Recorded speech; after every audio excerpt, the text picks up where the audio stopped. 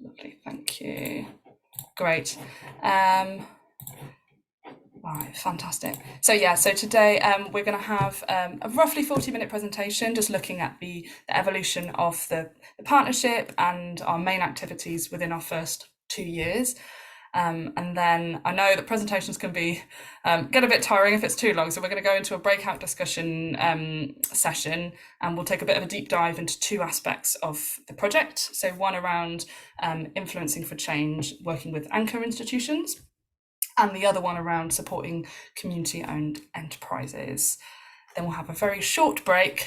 After that, we'll look a little bit at the sort of evaluation of the project, some of the things that we've learned, and some of our sort of next steps. And then we'll have an opportunity to sort of have a Q&A with some of the people within the partnership. So if you've got questions that come up during the presentations, feel free to just pop them in the chat, and we'll come to those in the Q&A. Brilliant. All right. So for some of you, community wealth building as a concept might not be so familiar. So we'll just start with a brief introduction of what that is. And we'll just show you a little video from Claire's, which I think is short and sweet and is a good introduction.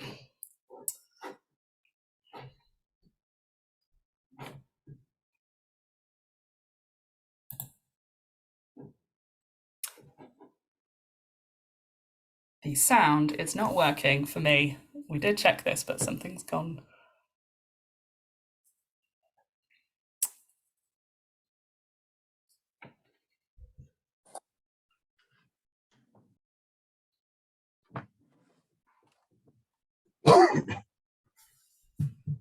Maybe try playing it off your main computer, Catherine. Sorry, everyone.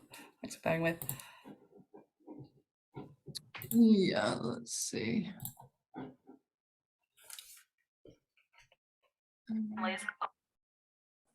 Fantastic. I think that's working now. Hi, Dan. Thanks for joining. Our Hello, everyone. It's not working well for people, places, or the planet.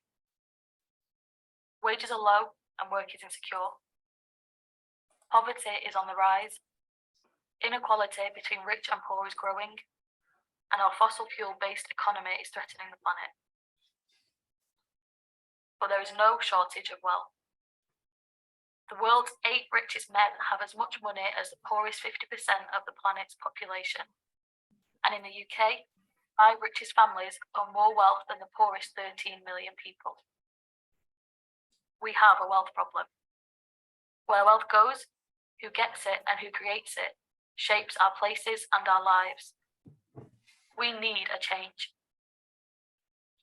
Community wealth building represents that change. It's about building up our everyday economy, bringing wealth back home, people and communities, whilst caring for the planet. This is common sense economics. It's common sense for an economy to deliver well-being for as many people as possible. It's common sense for wealth to be enjoyed by everyone. It's common sense for an economy to nurture the planet. So how do we build community wealth? Number 1, we need to make our local labour markets just and fair. 2, we need to change how public institutions spend their money so that it grows enterprises and benefits communities. 3, we need to make sure that the land and property in our communities generates wealth for the people who live there. 4, we need to create an inclusive economy with more democratic and social forms of ownership. And finally, local financial power and institutions need to work for local places, people, and the planet. The Centre for Local Economic Strategies has helped put these principles into practice, working in many places across the UK and with anchor institutions that are rooted in those places. Now we have established the Community Wealth Building Centre of Excellence to advance this work through policy, networks, and practice. Together, we can build this movement and rebuild our local economies.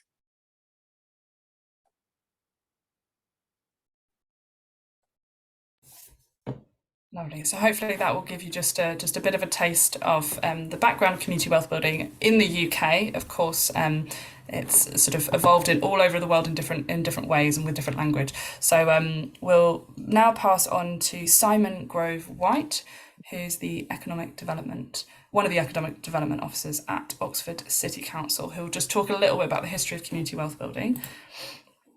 Yeah, thanks, Anais. Yeah, so as mentioned, really, community wealth building is part of a global movement that's looking to address economic inequalities, and it's very much taken inspiration from regions like the Mondragon region in Spain, which is home to one of the world's largest cooperative operations, and is also one of the most sort of economically stable and mostly economically equal societies in the world, and that sort of bears out in lots and lots of statistics. That was part of a sort of a 50-year journey, really, from very much being a peripheral economic region to being a real sort of economic powerhouse, and that concept of sort of shared ownership was very much central to it.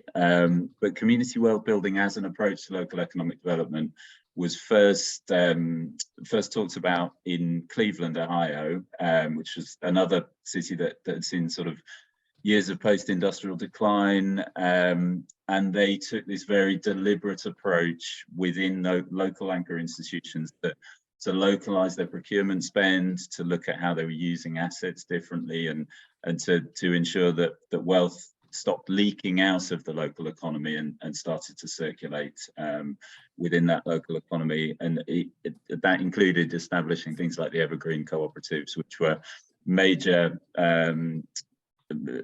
cooperatives, large-scale cooperatives, owned by and employing local people, but delivering contracts on behalf of the local authority, the hospitals, and so on. In the UK, perhaps the most commonly known example is the Preston model, and applying some of the lessons of Cleveland and other areas, but looking to increase local spend and increase sort of shared ownership within the local economic context. Next slide, please. Give me a second, doesn't want to go. There we go. Yeah, so I mean, really, at the heart of community wealth building is a sort of a simple but quite powerful idea that we can create places that are happier, healthier, and fairer if we take deliberate and coordinated decisions to steer the wealth that exists within a place towards socially purposeful and regenerative ends, and away from damaging and extractive ones. And so there's lots of examples of sort of a growing body of policy and practice within the UK and globally, and this has been taken on by both devolved governments of Wales and Scotland as sort of national policy objectives. So it's very much a growing movement. But you might be thinking perhaps Oxford doesn't sort of correspond directly with these sort of typical examples of sort of areas of post-industrial decline with leaky economies where money is sort of flowing out of a place. So I'm going to hand over to Jackie at this point to talk a little bit more about the local context that the project has taken place in. Yeah, thank you, Simon. Am I clear? Okay, Yes, thank clear. you. Thank you very much. Yes, and Simon was just alluding to maybe a question sometimes we might want to ask ourselves, does this really apply to Oxford in itself? Because yes, Oxford does have a very strong economy, which is quite rich in the science and technological industries. There are around 6,000 businesses, and most of those set up by what would be called small entrepreneurs. 60% of Oxford's population is educated at degree level or higher, and it has got the highest employment rate in the country. In fact, at one time, I remember working with families, and Oxford had the odd situation of having more jobs than people. And then, of course, it's very rich in its cultural diversity. So does Oxford have a problem? Does it need more wealth? Yes, it does, because actually, having seen all this, it is the second most unequal urban area in the UK. So you can imagine what a scourge having all this wealth is, and with the inequality, what it's doing to the other, I won't say the 40%, but with the other percentage. The town and gown divide remains quite strong. Years, or shall we say even centuries later, it still remains quite strong. The university's wealth itself is a total of 9 billion. And this extreme inequality has roots in colonialism and classism. You might remember some of the loud noises that have been going on about roads and all that. Oxford actually is on the heart of some of that.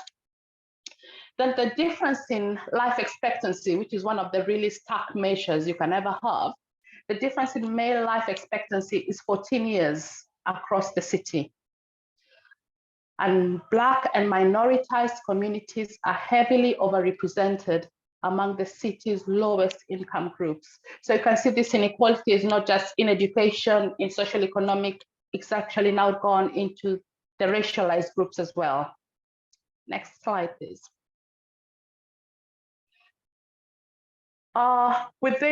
When Oxford has started working, and one thing we're noticing now is that there's a considerable commitment to building an inclusive economy within our city. And this is right from the city council, some of the county council, and some of the anchor institutions that created networks like the Oxfordshire Inclusive Economy Partnership. However, the well-resourced and usually white-led organizations have been guiding the economic strategy and development. And then the Black, minoritized, and economically marginalized communities seldom have spaces on this table. They're seldom included in discussions around economy and practice.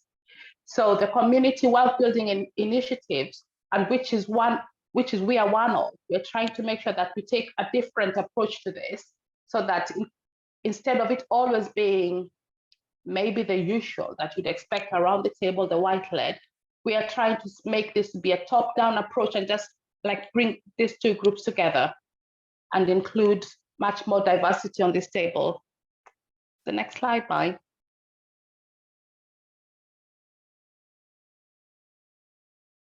Thank you, Jackie. Thank you. Lovely. All right. So yeah. So building on what Jackie said, we wanted the Owned by Oxford model to kind of make that top-down approach meet the bottom up, and harness the power of anchor institutions, but also make sure to be led by communities that were most affected by wealth inequality. Luckily, Oxford has a really strong ecosystem of social enterprises, community projects, entrepreneurs, and they're often operating under the radar of anchor institutions. They're involving and delivering activities that meet local needs and address many of the gaps for underserved communities. So this combination of wealth and political willingness and that strong kind of community activism created a space and opportunity for the partnership to test out what grassroots community wealth building could look like. Could you move on to the next slide, please?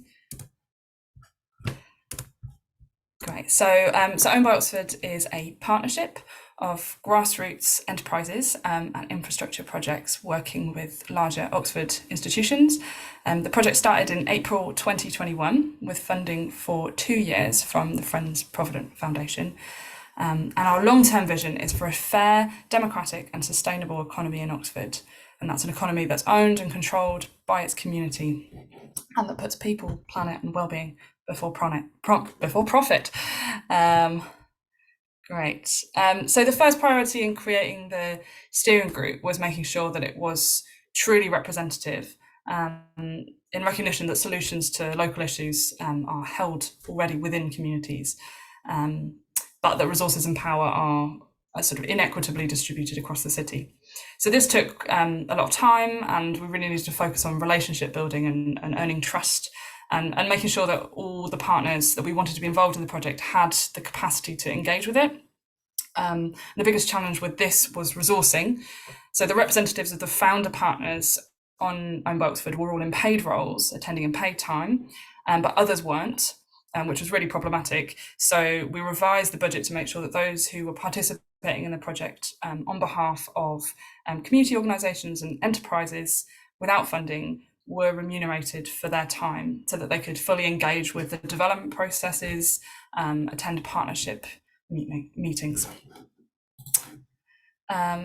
So our approach was place-based. So the project was citywide, but we took a particular focus on Blackbird Leys, the Leys more widely, and another area called Barton.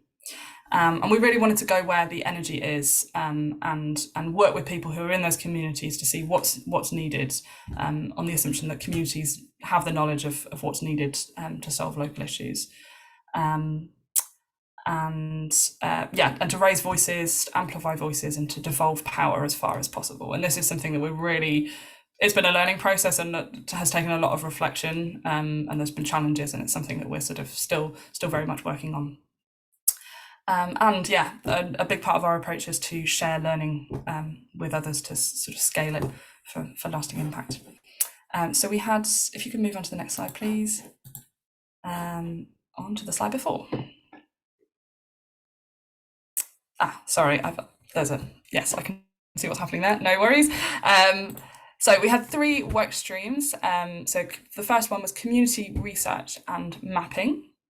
The second was supporting grassroots community-owned enterprises. And the third was around shifting policy and practice of anchor institutions. So we will touch on research and mapping, we'll touch on grassroots community-owned enterprises and policy and practice in more depth in the breakout sessions. So we'll just touch on these briefly in the plenary session. So for now, I'll pass on to Colin from Digital Commons Cooperative, who's going to introduce a bit of our work around community research and mapping. Hi, yes, I'm sorry, I've got a cough, so if I break out in a cough, please forgive me. So collating the data that we wanted to gather about the project was obviously going to be very important, and we wanted to develop a system for this that would last and also be useful to a wide range of different stakeholders involved in the project and interested in the project. So we chose something called, after some research, identified a system called Airtable, which was then combined with an open source project called GoodShip, which created a sort of a customer client kind of member management system. And we started to populate it with the information we were gathering. And then Digital Commons Cooperative, which is kind of a new project that sort of was founded at about the same time that the Own by Oxford project was founded. Started building connections from other sources of data about the social and solidarity economy into the system. So we didn't want to be duplicating information that was already out there in different sources. So we created a system where it was possible for the team to be using information from other data sources, but then augmenting it with data that we were collecting ourselves, sort of merging it, and then identifying which bits of that data we would like to share publicly. And that's where the map interface came. But then basically, so we developed a map which could take this information that we were gathering, that was chosen to be kind of suitable for the public, and then publish it on the map, which you can find on the website, the Own by Oxford website. So at the moment, there are about 80 organizations and projects that are visible on the map. We have there's another iteration of the map software sort of nearly ready to go. So probably next couple of weeks, there'll be another version of that, which has a few improvements to the map.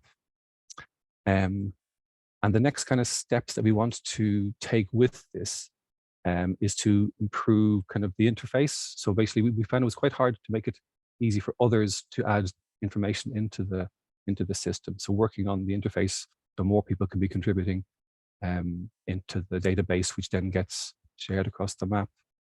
Make it easier to distinguish different types of organizations that are on there. And yeah, I mean, to work on the long-term stewardship of this data source. And yeah, one new project which has come out of this, which will hopefully help us kind of put some resource into maintaining this work, is something called Oxfordshire Connect, which some of you may have heard of, which is a new project to sort of explore, help identify the data sharing and digital mapping needs of organizations, projects, and social movements in Oxfordshire. With an awful lot of the interests of those organizations overlap with the Own by Oxford project. So that's a new thing, which I haven't the time to go into details about, but maybe keep your eye open for that. Yeah, that was it. Thank you. Thank you, Colin. I'll just pass on to Nigel Carter, who's from Oxford Community Action, who will talk a little bit about our work supporting grassroots community-owned enterprises. Okay, thanks, Anis. And if we could just go to the next slide, please. Yeah, so this slide is actually speaking to the need for community wealth building for community wealth building both locally and nationally to be much more inclusive, and to be much more inclusive by supporting enterprises that are owned and controlled by Black and minoritized communities who are often shut out of the mainstream economy. And also for community wealth building to be much more inclusive by supporting the emergence of community enterprises and businesses that are essentially locally owned, and that by being locally owned can have a positive social impact on the local community, and also generate wealth within the local community, and as well the importance of community wealth building in terms of supporting local enterprises that provide good jobs, and good jobs that are actually paid at a real living wage. And of course, we can see the importance of this in terms of the numbers of strike action that's been taking place across the country and also locally as well. And again, in terms of supporting local enterprises, I think the concept of social value, increasing social value, is also sort of like an imperative in terms of an initiative like Owned by Oxford, sort of like enabling local organizations, anchor institutions to support the smaller evolving enterprises and thereby increase social value locally. I think we can move to the next slide. Thank you. Lovely, thanks. And then now just to pass on to Andy Edwards from Makespace, who will talk a little bit about their work around community ownership in the Lees, and also just to welcome Diane, who's here with us today, who was part of leading on a lot of this work, who's not presenting today, but just welcome and thank you for joining. Great, thanks, Anais. Can you hear me okay? Yes. Fabulous. Okay, yeah, so yeah, wonderful to be here, and particularly to hear all the different strands of the project coming together. It's a sort of reminder of how kind of multifaceted and ambitious the project is and the impact that it's having. So I'm Andy Edwards from Makespace Oxford, and I'm here to talk about the role that we played in the project, which is kind of loosely grouped around 3 key areas. So as a founding partner, we were involved in the creation of the steering group and helping with the stewardship and our ongoing engagement there. The main focus of our role, however, was through Diane and the community wealth building advocate role that she played, and that's rooted in community, specifically in the geography of Blackbird Lees. And then we had an interest in how we link Owned by Oxford's agenda with Makespace's core mission, which is around spatial justice and bringing empty and underused spaces back into use for the benefit of local communities. So to focus on Diane's role, and I hope she'll contribute in the Q&A and the breakout discussions later. I'm really glad you could join. There were sort of 3 key pillars to the community wealth building advocate role in Blackbird Lees. The first was around community engagement. So actually embedding yourself within a community, creating what Diane described as groundswell. So as we've heard, taking that project spirit of an asset-based approach, so understanding what's already there, what are the skills, what's the energy, and how to harness that, and how to also introduce the concepts of community wealth building, but make it relevant to what's going on the ground. And Diane often described her role as a sort of translator, trying to unpick what was often felt as quite technical or jargon language, and understand, you know, the kind of essence of building community wealth and how one goes about actually retaining those wealth benefits locally. Then the second pillar was really around presencing space. So yes, building relationships, but doing that physically in the space, week in, week out, across the project, and specifically doing that by trying to acquire space and be rooted within a location that people could associate with the project and the activities that were going on.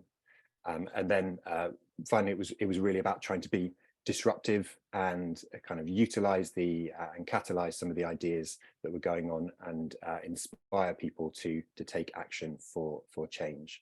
But in that idea of kind of presencing space, Dan led the acquisition of a vacant space within the Blackbird Leys Community Centre, and worked with the partnership and with a local designer maker and a series of apprentices to transform what was just a typical institutional box into a space that was truly kind of different and aspirational, that created the kind of conditions for raising the bar about what was possible, what kind of spaces should community activists and community organisers should they be expecting when they come to a location like Blackbird Leys. And you get a glimpse of some of these images here of how lush, how vibrant, and how carefully curated the space was, to really demonstrate how important the work is that's going on. And linked to the Oasis was what was called the Community Wealth Building Dome.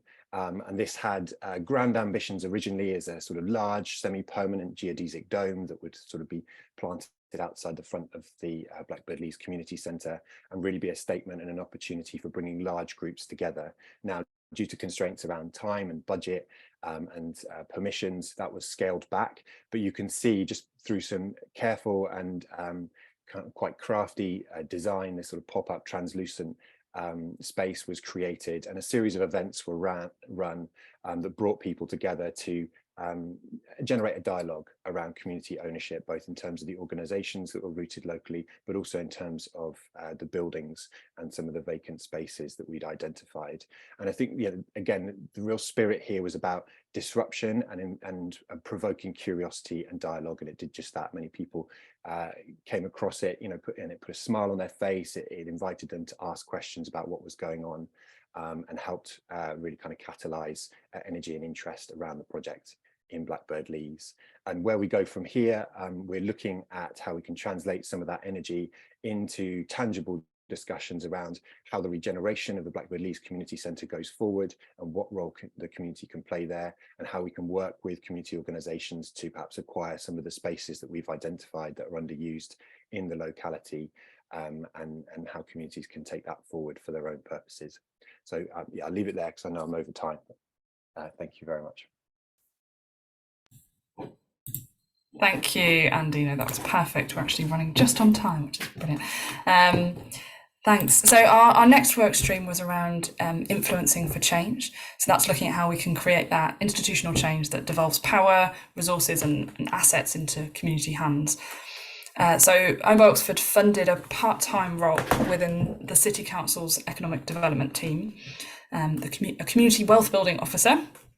And this was really critical because it helped us to raise awareness of community wealth building and the Owned by Oxford pilot internally within the council. And the main kind of areas of opportunity that we identified were around their procurement, so looking at the kind of goods and services that they procure, and how more of these might be delivered by local and community-owned businesses. And also looking at the use of their assets, so how they could make better use of their land and property to support communities. So we had some successes here, but also came up against a few challenges. For example, a sort of procurement legislation that kind of limits how councils can sort of support community businesses or other types of kind of positive business types to kind of access contracts. And also, to reference that, the impact of the pandemic and austerity has had on local authority budgets, and how this can kind of drive, sort of incentivize them to have to think about how they can use their land and property to generate revenue, which can sometimes go against supporting community wealth building. And we'll dig into some of those in more detail in the breakout session, so I won't go into too much detail now. And the officer, another positive was that the officer role within the council helped to raise awareness of community wealth building across broader anchor institution networks, So the officer was involved in the development of the Oxfordshire Inclusive Economy Partnership, which has brought together representatives from large anchor institutions, employers, social enterprises, and other projects, including now the Owned by Oxford Partnership.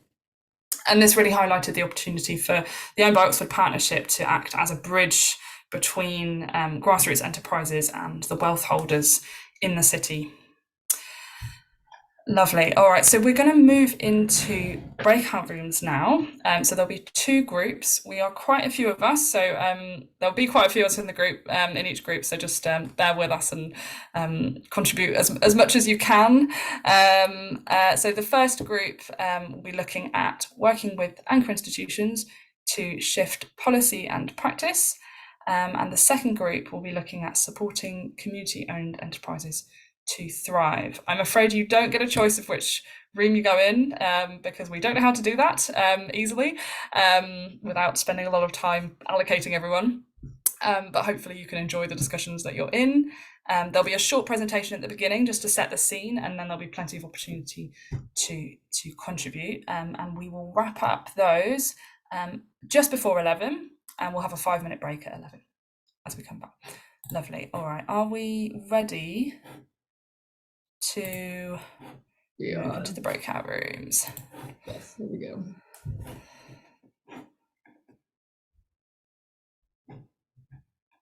Okay, you should have all just received an invite. Has everyone?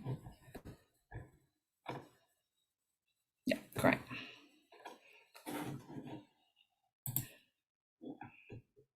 Lovely, thanks.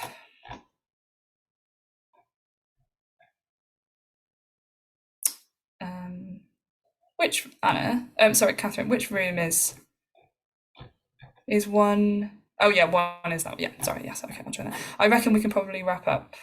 Yeah, a few minutes before 11. We've got plenty of time. Okay, great. Thank you.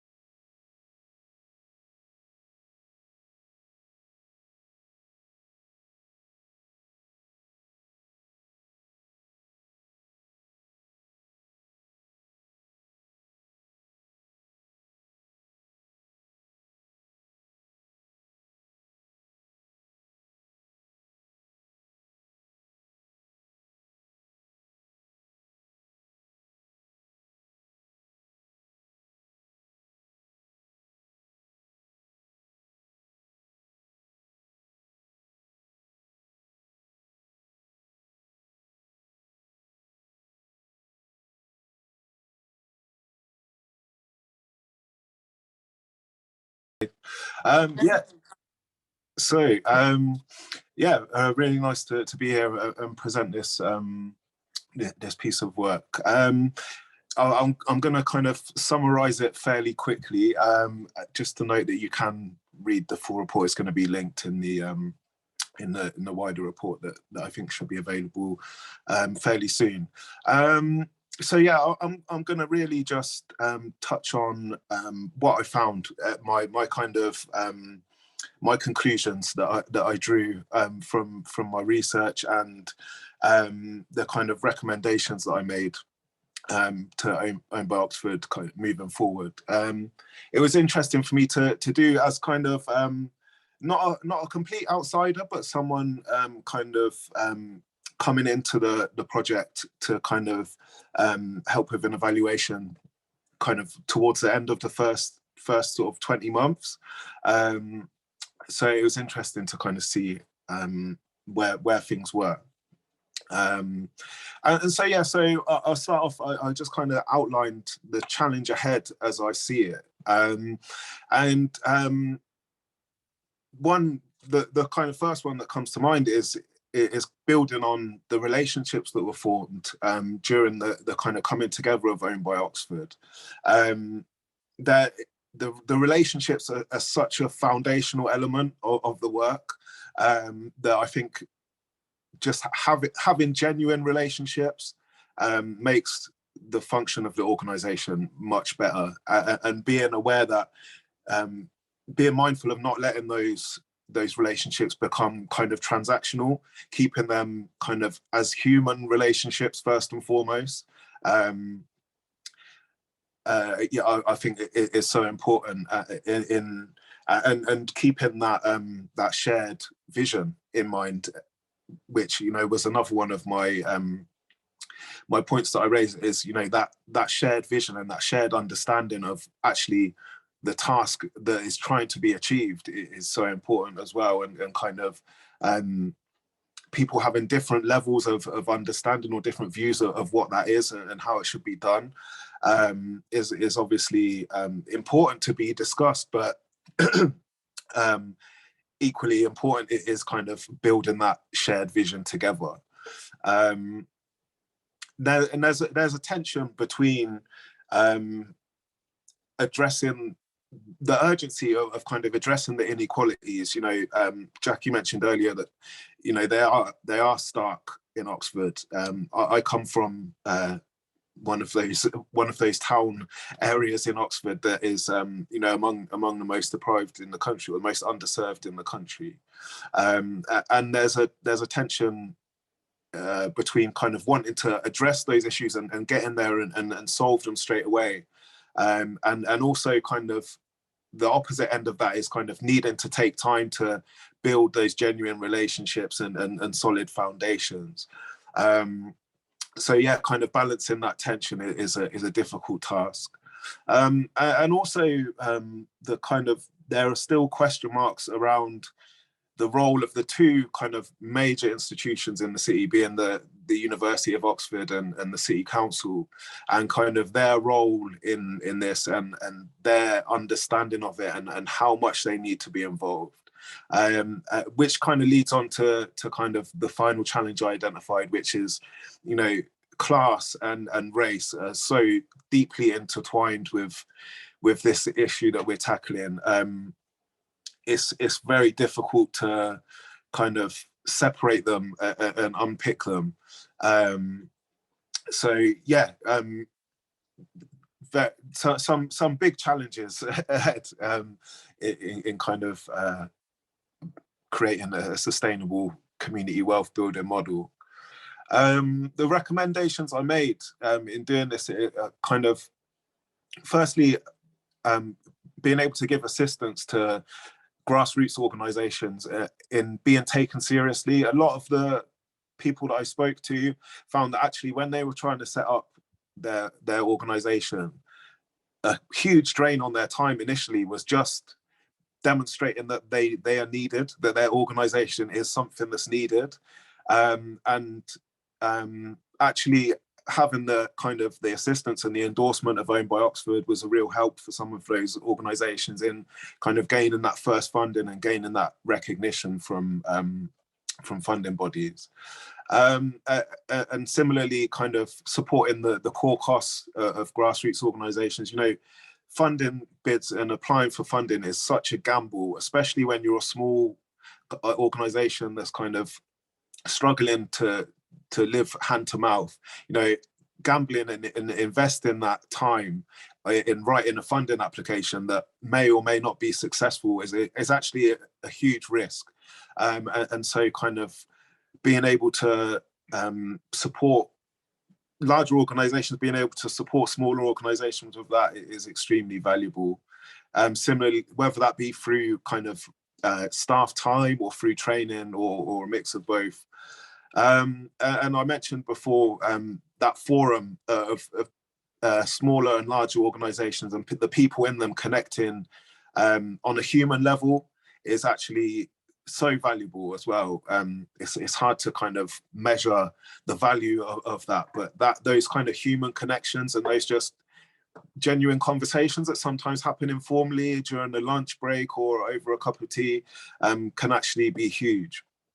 And the final recommendation I made is for Owned by Oxford to be mindful of the leadership and who's kind of leading the organisation, being aware of the diversity there in terms of class and race, as much as other issues as well. A few more recommendations, kind of working more with small the businesses, so cafes and shops and things like that. A lot of the organizations that I embarked with initially worked with around kind of social change and things like that. I was recommending maybe to spread that out a little bit. There's a real sense of kind of a lack of ownership in Oxford. A lot of people kind of feel despair at the power that the university and the council have, and which can lead to apathy and definitely a real lack of ownership, particularly in the city centre. And finally, kind of supporting that the grassroots organisations actually talking to power and having direct routes to communicating with the university and the city council, among other kind of powerful organisations, more powerful organisations. The final thing that kind of I identified through this research and just generally through being a person who works in the community sector is a cycle which I think needs disrupting.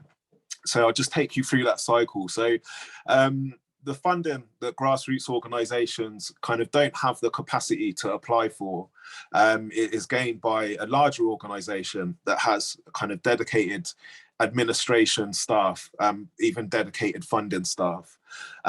They then successful in gaining that funding, they take a cut to support their core costs, and then outsource the work to usually a grassroots organisation that has the community links that are needed to meet the requirements of the funding that they've just received.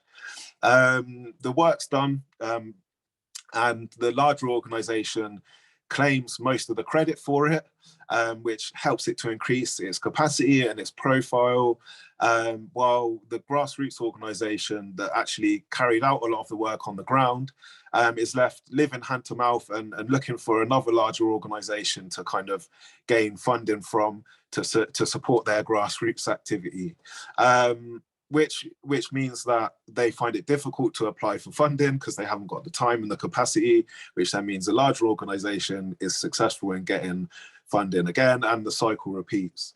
So yeah, that will be my final point is I think kind of disrupting that cycle is something that that we should all be thinking about if we're looking to really make community wealth building a feature of our economic landscape. But yeah, I think my 7 minutes is up, so I hope I've efficiently told the story, and yeah, please do check out the kind of wider report and when it's made available. Thank you. Thank you so much, Ross. Thanks for making the time. I know you have to go in a sec, so yeah, thanks for coming. Yeah, and also for just raising that last point, which is, you know, a big challenge that we've sort of needed to address within the partnership, and that we're sort of hoping to look at how we can ensure that that resourcing is sort of funneled towards those community anchor grassroots organisations rather than just sort of continuing to support mid-level organisations like CAG, like Makespace. Fantastic. All right, I'm going to pass on to Nigel now. Catherine, if you could start the screen share again. And yeah, fantastic. Who's going to share a few more learnings from the partnership. Thanks very much. Yeah, so just to very briefly share some of the key learning points from the partnership and the project, the Unboxer project today, is that obviously, of course, all of this work has been taking place against the backdrop of rising inequality,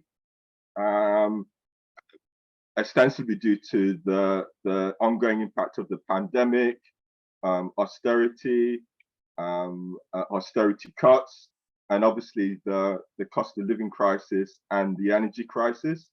And so which has meant that resources locally that are available to communities and individuals are obviously stretched and squeezed.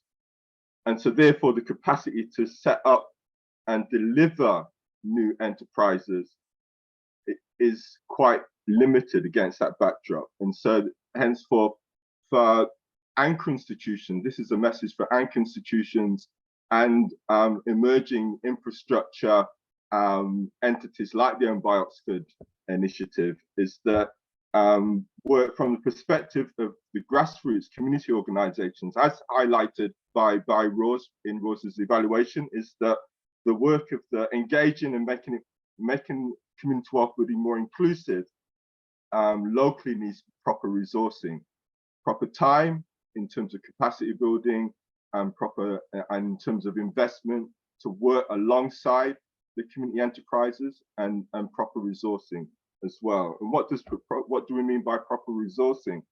That essentially, this is a second key learning point from the project really, is that essentially means much more direct funding, investment.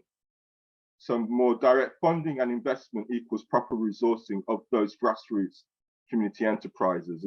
And that's what's required to actually enable them to thrive against this backdrop of rising inequality linked to the cost of living crisis.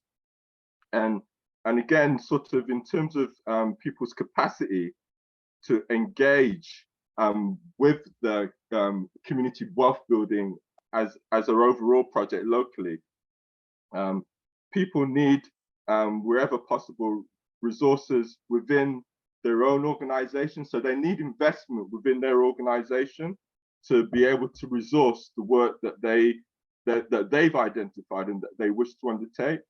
So proper resourcing within community grassroots organizations is a key learning point that's come out of the Own by Oxford project. And again, this is all about the proper resourcing is about direct funding and investment in terms of the capacity of the grassroots organizations to be an effective part of an inclusive economic community wealth building partnership.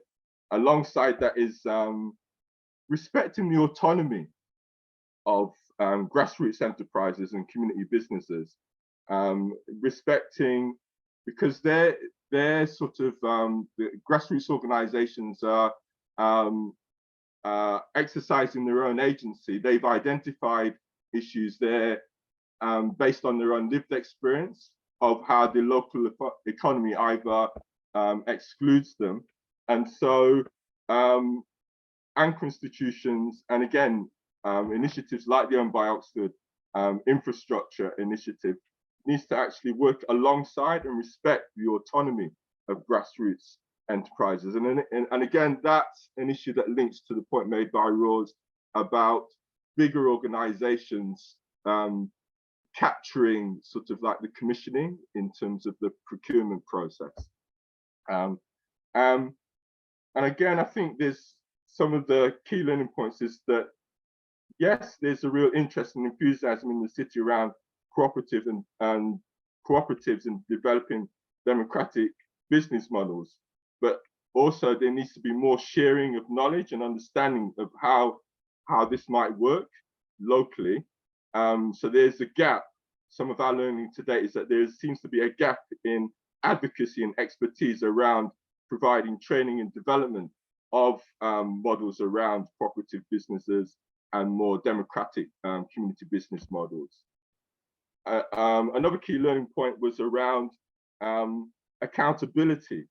And so here a key learning point from the Own by Oxford initiative is that anchor institutions, in terms of their commitment to support an inclusive economy, need to bring in the voices of those that are most affected by inequality.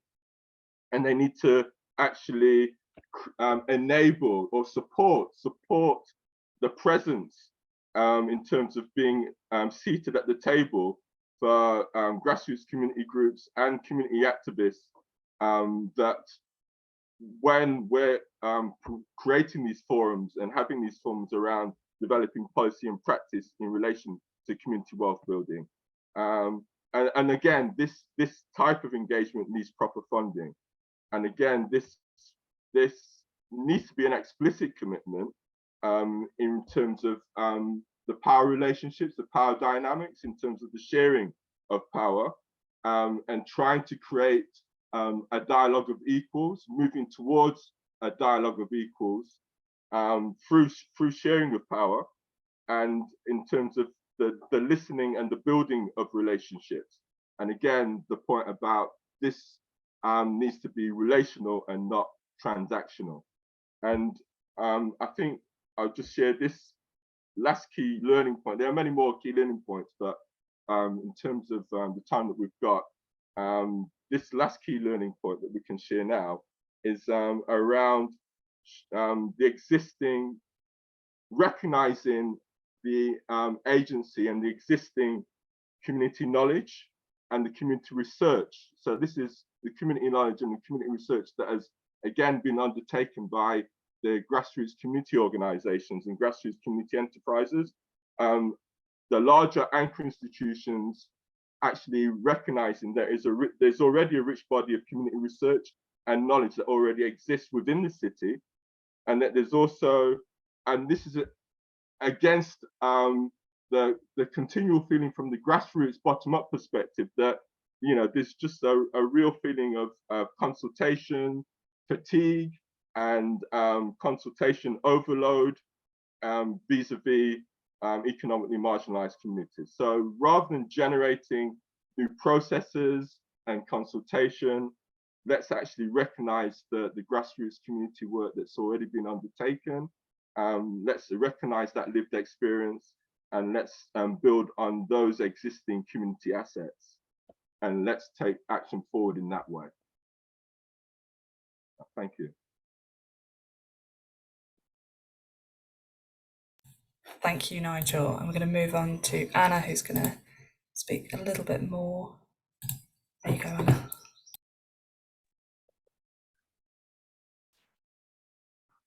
Hi, I've got the busiest slide here. There's an awful lot of words on that slide, and I actually think I'm just talking a little bit about moving forward and where the partnership is developing. I worked on the initial stages of the pilot for the first year and a half, coordinating it, and just more recently I've been focusing on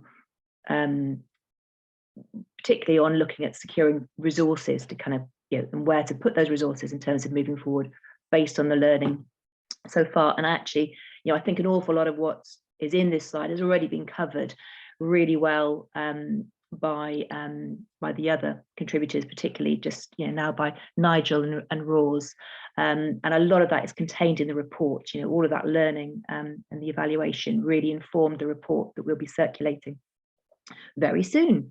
But I suppose just taking a few, and I know we're tight on time, and it's actually really important that everyone has a chance to ask questions. But I think just pulling out from here in terms of moving forward, I think the partnership is really focusing on building those relationships. We've had some really rich discussions, and we've created, you know, done very successfully. I think the partnership has created new bridges and forefronted organizations who perhaps previously were more under the radar, not all, but you know, the focus is on developing that partnership and to creating that shared vision that Roz was talking about earlier around community wealth building, recognizing that everyone has started from a different place, but also diversifying the membership, continuing to diversify the membership. And in order to do that, the big message is about resourcing. And I could see in the chat there's lots of discussions about what, you know, what's that mean in terms of, but what it definitely means, and I think this has come across, is that resources need to go directly into, wherever possible, they need to go directly into grassroots organizations and enterprises. You know, we really want to disrupt that cycle of larger organizations effectively acting as fund holders. And certainly that is a commitment that the Owen Wilson Partnership has made, and we've been doing quite a lot of work to use our, you know, perhaps for the larger organizations that perhaps have at the moment have more credibility and standing in terms of the potential to secure larger funding bids, but within those bids being very clear that that resource is being devolved. And you know, and hopefully that will then build up the capacity, so that, you know, that it is no longer necessary, for example, for CAG Oxfordshire to play that role. And I think just looking at the other kind of key important points, the other theme that came through was really around this idea of training up and nurturing. I think Nigel in particular talks about nurturing community ambassadors for the new economy, and to work with organisations, grassroots organisations already engaged within Black, minoritized and economically marginalised communities in Oxford, to really look at how we can create some of those paid posts for those roles, and how we can get anchor institutions to partner with those organisations to resource individuals to take on that role. But I think probably, in the interest of time, I will leave that there. Oh, the only other thing to flag is, of course, the importance of the Oxfordshire Inclusive Economy Partnership and the opportunities that that provides for creating that that space for a dialogue of equals. And it's really great that a lot of the Owned by Oxford partners are now more involved in that partnership. And I'd like to see, we really want to see that shifting forwards, to make sure those voices are not just in the room, but are actually leading a lot of those discussions, so that those people who are most affected by inequity, inequality, racism within Oxford are at the heart of those discussions. So thank you. I shall hand back to Anais. Thanks so much. Oh, I'm in the dark, so I've got lots of glare. Thank you, Anna and Nigel. So we're going to open it up now for questions. So on the panel, I think Catherine is just setting that up, but we'll have Jabu, who is one of the partners, Mothers for Justice Ubuntu, and is now also CAG Oxfordshire staff member. We've got Nigel, who you've just heard from Oxford Community Action, Nuha from Damascus Rose Kitchen and Syrian Sisters, and Simon, who you've met from Oxford City Council. We're just going to hopefully be able to spotlight those of us who were on the panel.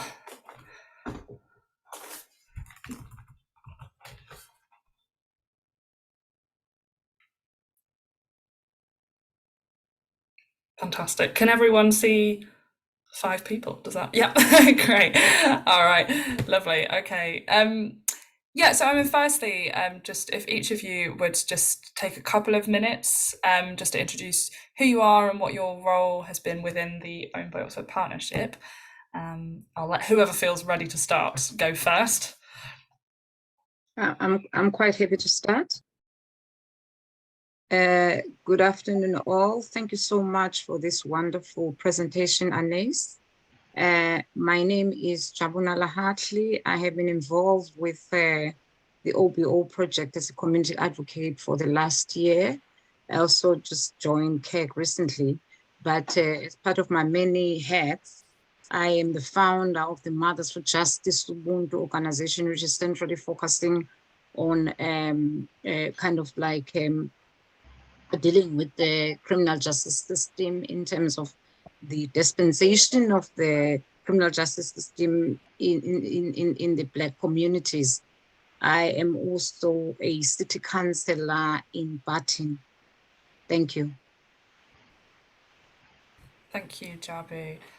Yes, Nuha, go for it. I'm Nuha Abdo. I'm so pleased to recognize a lot of people here, which is my job focusing to be really engaging.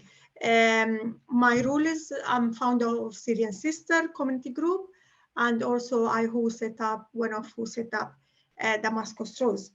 My main job is focusing on helping refugee and asylum seekers women in the Oxford. Basically, we set up Damascus Rose to give them some income, like all this crisis happening, they need some, and raise their confidence.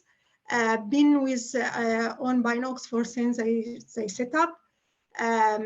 Been very good for both sides. Like I'm expertise working with community people and all this stuff. I also been coordinator of community refugee organization at Oxford, be funded by City Council and Asylum Welcome, which will be like was very good relationship for both of us exchanging this, and I support Damascus Rose a lot to set up.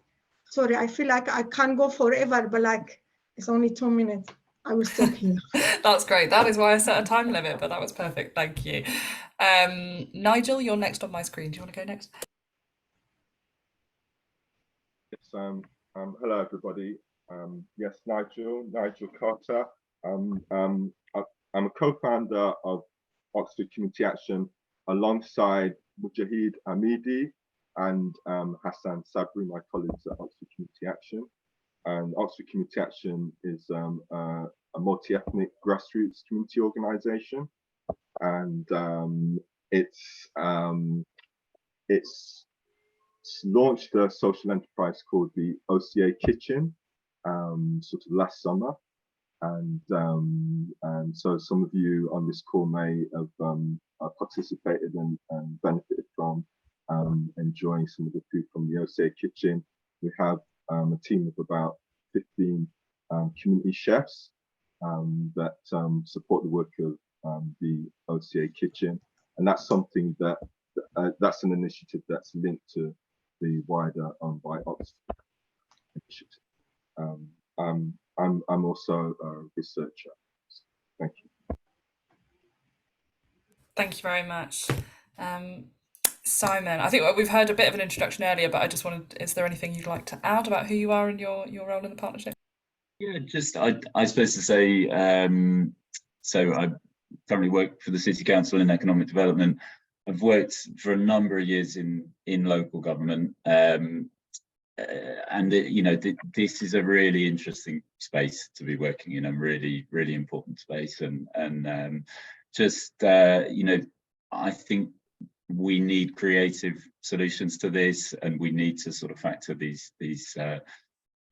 perspectives into our thinking and find ways to introduce more subjectivity, base things on relationships, work at a local level through networks and so on. And so, I think there's a lot that we can learn within local government for how we look to do things, and just feel really privileged to have been a part of it so far.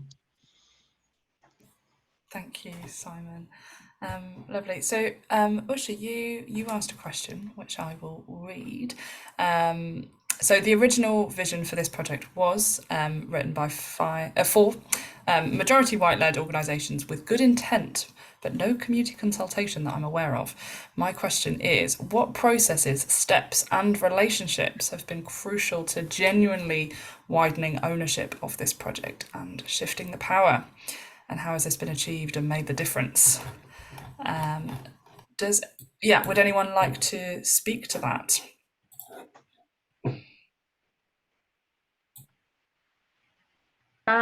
I can just put my 2p with.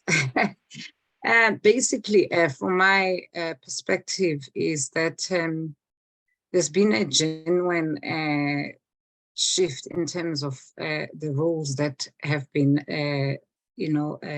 come forward, and the opportunities that have come forward in terms of recruiting different people. But like for now, I'm now part of the CAG team, which is quite what you call a step forward with regards to including a sort of black minority people to actually take control of some of the projects. Like, for instance, the projects that I have outlined with regards to the Barton project, I am the lead, and the and the trusting and basically having the autonomy to be able to have power to make decisions around what is happening is quite a big step forward in regards to where we've been in terms of how grassroots level people have, grassroots organizations have felt that they did not have much power or autonomy in terms of deciding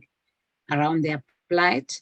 But I'm also very, very impressed by the fact that my Mothers for Justice Ubuntu organization was incorporated within the CAG network to actually value the work that is happening as far as some of the inequalities that are happening in the criminal justice system, and the fact that they have given support to that. It shows that there is a shift in terms of people wanting to move forward and address issues that are happening in some of the neighborhoods that Ross was talking about with regards to people having access to, you know, political power, making decisions, and just having their plights recognized in terms of what these neighborhoods are going through.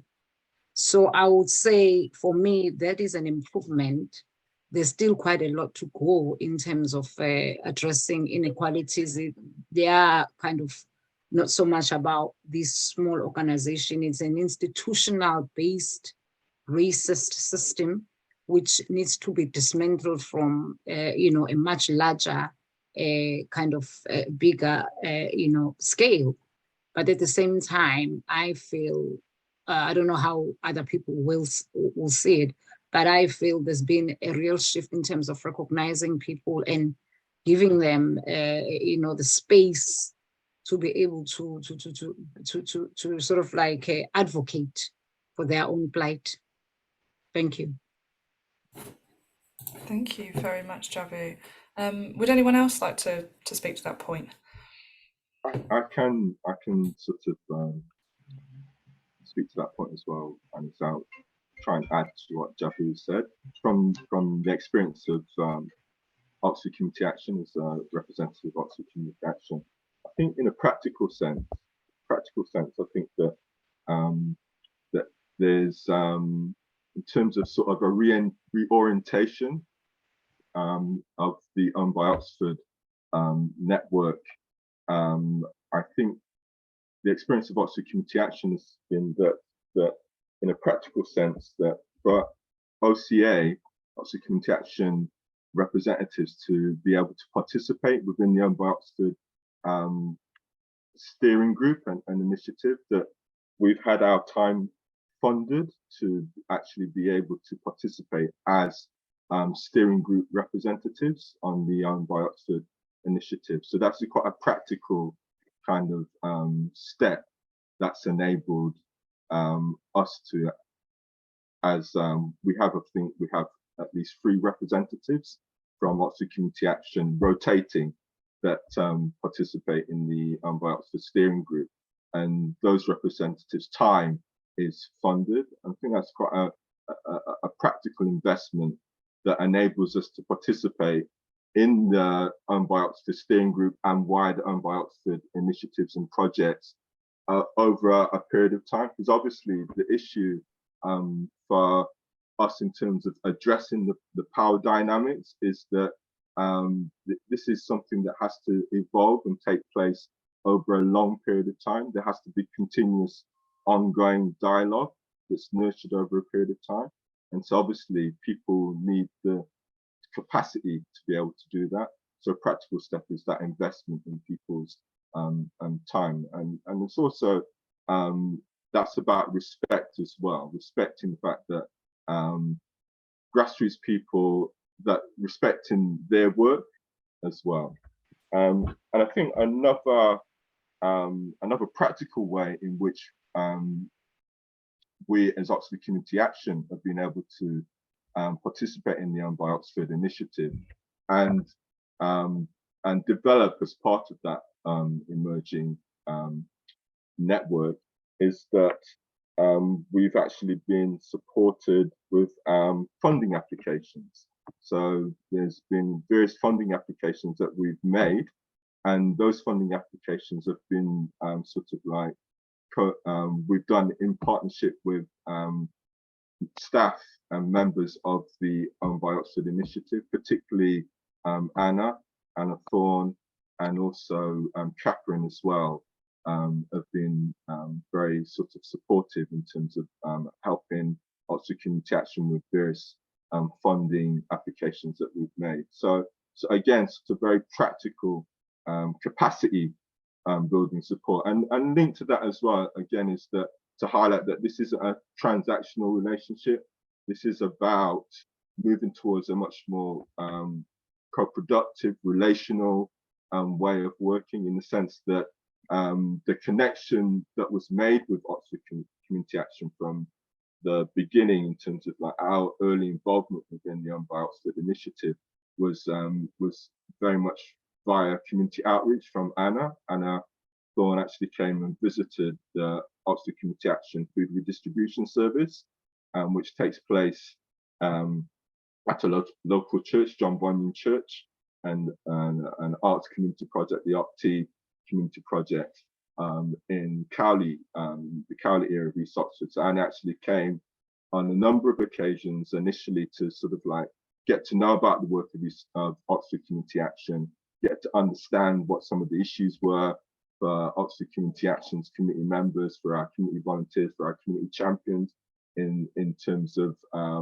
the community projects and the community research initiatives that we've undertaken, and how that potentially might link with a wider community wealth building project. So all of that is sort of like something that's developed over time, and so underlying that is the practical capacity building support that enables gradually there to be a shift in some of the power dynamics in a micro scale. Thank you. Yeah, Nuha? Just quick one to like completely agree with Nigel. You know, we as a refugee community, everyone asks our participant in their project and stuff, and they never ask. I mean, we have a lot of people who are highly educated and they have all this knowledge and they search their stuff, and they never, one of them, they will be all employee, only us who representing there as a volunteer. I mean, I always ask myself, why is this happening, you know? Are we not equal? If I have my master and you have your degree, you know, and we say, you know what I mean? I could be knowledge in objects you're talking about more than you, you know, and you're just using me basically. But with Owned by Oxford, it was different relationship, honestly. And it was very good movement at Oxford, because I'm pretty sure a lot of projects they will learn from it, which is great, just this one. And I appreciate all the effort happening here. Yeah. Thank you, everyone. Okay, I'll move on to the next questions. So Tom Carmen, you had a question about the LEP, so that's the Local Enterprise Partnership, and if we have, if we've sort of worked with them, our experience of working with them within this project, and you sort of, talk about sort of some of the trickiness of maybe working with, you know, big institutions, including other anchors as well, who might have quite different kind of ideological views that might kind of be counter to our kind of approach to grassroots community wealth building, and how do you kind of balance working with those kind of big institutions while also kind of maintaining the kind of essence of our approach, and not having to be diluted too much? I hope that sort of represents your question well enough. If anyone wants to kind of speak to that. From Bart's youngest resident here as well, but yeah, it was more just about the different cultures and the ideologies present within different institutions in the city, essentially. I'll jump in on that one a little bit, because we do work quite closely with the LEP on a number of areas, sort of from city council to LEP, and I think you're absolutely right. There is a tension there. I think one thing I'd sort of say on it, you know, within the Oxfordshire context, it's often the case that things that start as, you know, projects or approaches within the city might sort of over time, you know, percolate and become part of that sort of mainstream, and spread to, you know, across the county. So you know, I think there is very much an opportunity for this project to be spotlighted, to be highlighted, to be feeding that learning into processes. I share some of the frustrations that I think you're alluding to in terms of putting this on radars. I think, you know, there is an ability to disengage, you know, from that side if it feels sort of too at odds with what's with the sort of driving position of the organization. So yeah, it's something we've had to sort of had to navigate. I think there are forums, you know, with Deborah touched on it a little bit as well, that within the development of the strategic economic plan that's ongoing with LEPs, there's a relative lack of diversity within those conversations as well. The other thing to mention, there's a big consultation going on at the moment about the future of LEPs, obviously with shared prosperity funding devolving to district level. That's sort of removed a layer of influence, I suppose, in terms of, LEPs aren't holding the purse strings on local growth funds, and there is more scope for that to be sort of directed towards local projects, and it's one of those things, isn't it, that given that so much of this is about building trust and relationships, that does need a local lens. But one of the tricks is sort of how do we scale it up? How do we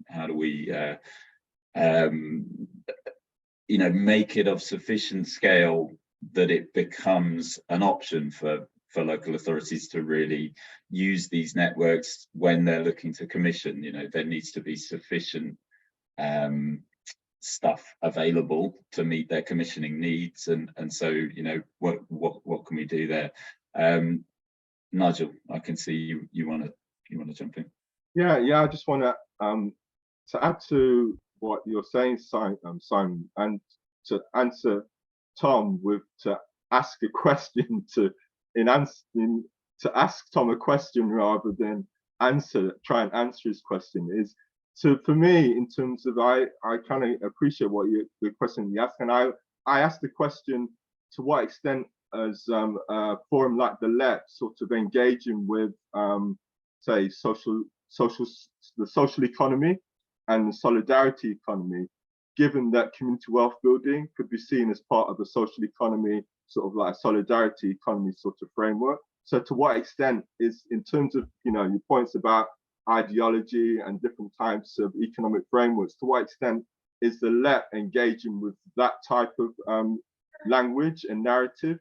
I can talk about that. And then there very quickly as well, in a practical way, in terms of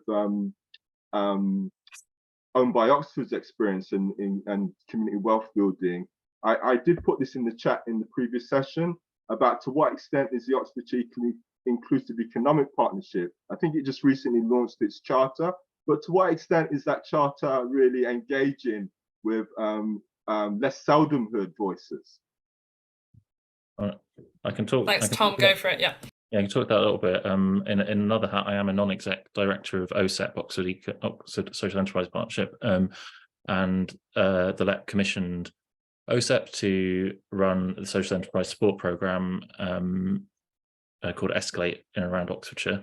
So a little bit talking to that, but again, my experience of that was very much a push through from the LEP of that sort of shareholder primacy. This is all about private individuals making tons of money for themselves ideology, which isn't attuned to the community wealth building approach that I like and love and I think is really appropriate. So, there's a sort of public face and then private culture, if that makes sense.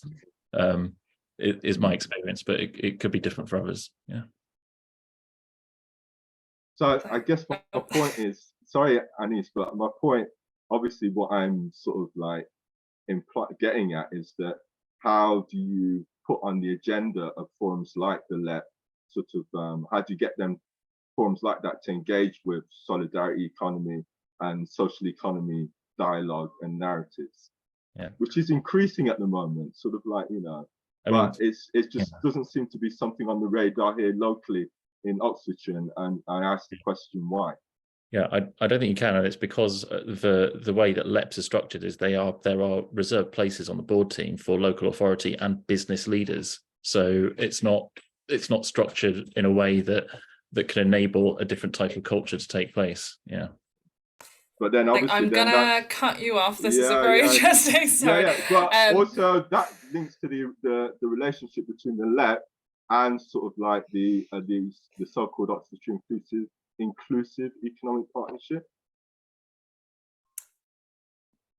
Oh, I missed the last. Okay, right. Thanks, everyone. Deborah, you had a question. There was also just a note that someone did ask a question about the sort of the kind of budgetary pressures that local authorities find themselves under, and how that can kind of limit opportunities for working with small community businesses who might not sort of have the economies of scale that larger businesses might have when it comes to delivering contracts, and that kind of need to find the sort of the lowest value contract. And Simon, I'm afraid you would be the best person to speak to this, but I'm just going to very briefly just touch on a couple of points just in the interest of time.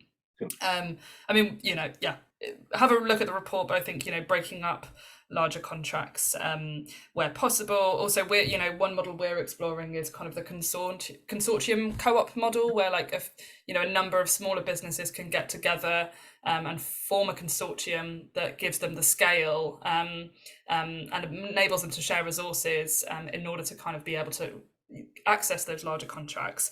And I think also we've really recognised in this project that working with council contracts and is actually a challenge. There's just a lot of bureaucratic hurdles, and while it is something that we're still kind of looking at, I think there's probably lower hanging fruit out there as well, looking at how we might work with other kind of mid-sized kind of organisations locally and looking at their spending power as well. Lovely. Deborah, final question. Well, it was more, I was just writing it into the chat. Tom, challenge accepted. We can't let the structure of the LEP get in the way of the change that needs to happen. We can't. And there are other organisations there who are filling the room against their wishes in some ways, because we weren't invited, but we got in anyway, and just raising the profile of the bottom-up approach and the meeting thriving communities within planetary boundaries, all those things that need to be at the center and not just peripheral. We just have to keep saying it, and we have to do it collectively. So if there's anyone in the room who wants to join those already doing that, let me know. What can I say? Yeah, we got to make them do it right, because they're doing it in our name supposedly, but no, who gives them the mandate? The government can't be allowed to give them the mandate.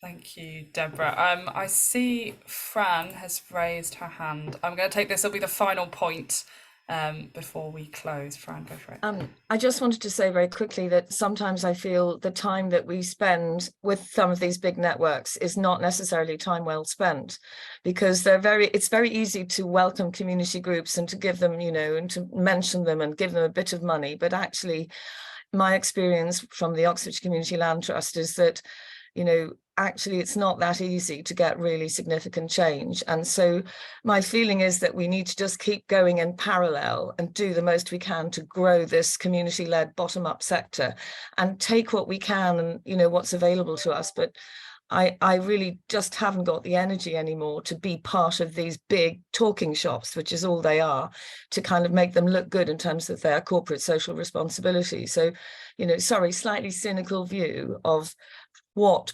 real participating in the LEP and even the other wonderful Oxford Economic Inclusive Partnership, I've been less than impressed with their charter.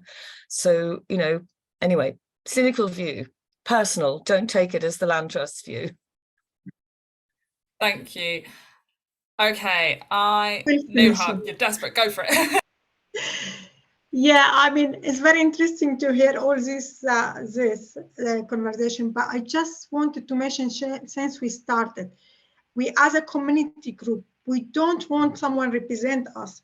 When we started, we need some support, but we don't know how to just start it. Just give us support to start it, and after we will be flying.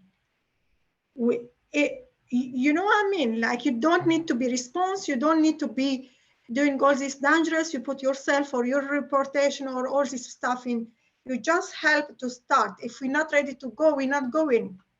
We stay where we are, at least we try it. It's from me. Thank you. Thank you everyone for contributions. I feel like we could kind of carry on this conversation. There's just so much coming out of this, but I also want to respect that we said we finish at 12 o'clock. So yeah, I mean, just, yeah, feels like there are, you know, a lot of barriers ahead, but also it just, you know, it feels like we've built something really positive so far together, and it's also really just brilliant to see how many people bothered to show up today, mostly from the local area. Actually, interestingly, we did invite people from all over who said they would come, but actually it seems like people who are really interested in Oxford and Oxfordshire were the ones who arrived today. Actually, yes, Polly, thank you, you've come from London. Yeah, so just, yeah, thank you so much. And if people are kind of interested in, you know, finding out more, we'll send out the report next week, and please do get in touch. If someone who isn't me, maybe Anna, if you could put the Owned by Oxford email address in the chat, that would be great. It would be really fantastic to connect with anyone who wants to kind of continue these conversations. And yeah, I think that's all I have to say. But just thank you very much, and yes, hopefully see you all soon. Thank you. Bye. Bye. Thanks for joining.